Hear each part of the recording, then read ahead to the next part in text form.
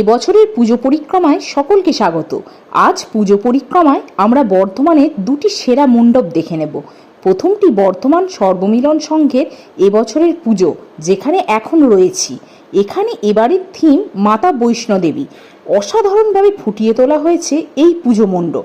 প্রত্যেকটি কাজ নিখুঁত ও সুনিপুণভাবে তুলে ধরা হয়েছে।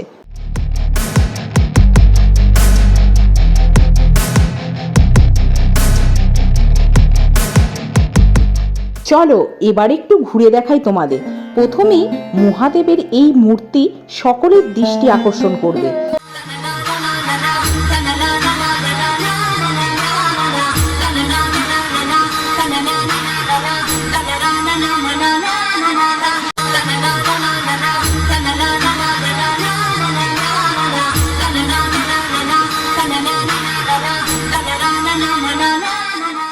একটু এগিয়ে দেখা যাবে একজন ঘোড়া নিয়ে দাঁড়িয়ে আছে। আসলে বৈষ্ণোদেবীর মন্দিরে উঠতে গেলে যারা উঠতে পারে না তাদের জন্য ডুলি ও ঘোড়ার ব্যবস্থা থাকে। এখানে সেটাই ফুটিয়ে তোলা হয়েছে।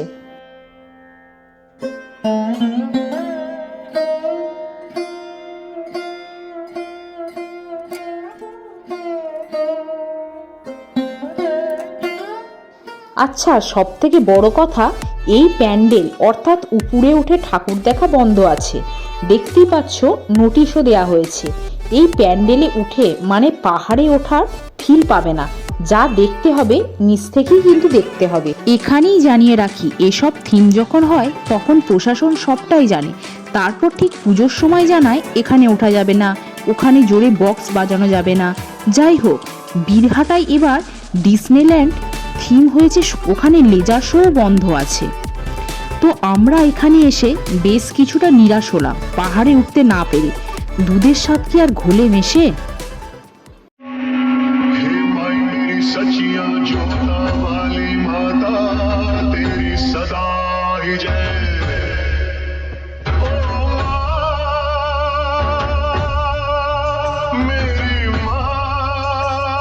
এখানে একটা ছোট ঝর্ণা ও ডুলি কাঁধে দুজনকে দেখতে দেখতে প্রধান প্রতিমার কাছে পৌঁছে গেলাম।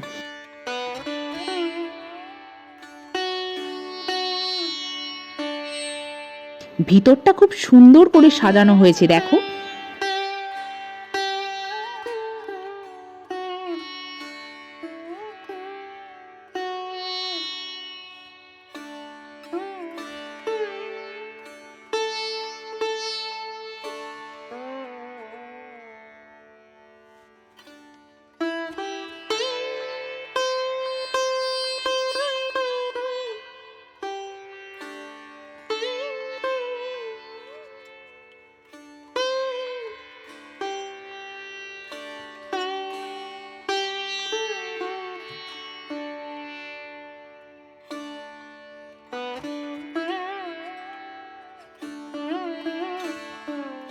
প্রতিমা দর্শন করে প্যান্ডেলের বাইরে এসে দেখি প্রতি বছরের মতো এবারও এখানে একটা মেলা বসেছে।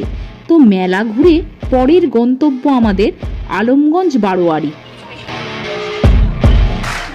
আলমগঞ্জে পৌঁছে গেছি। এবার এখানে থিম হচ্ছে বাঙালিনী।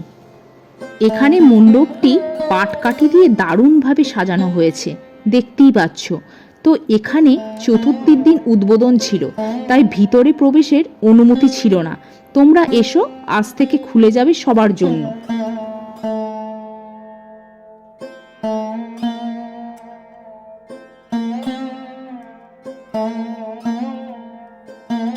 বাইরে থেকে একটু ঘুরে নাও।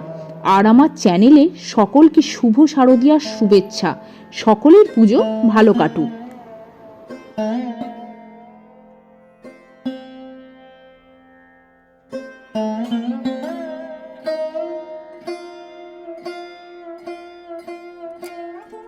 আবার আসছি নতুন নতুন প্যান্ডেল নিয়ে।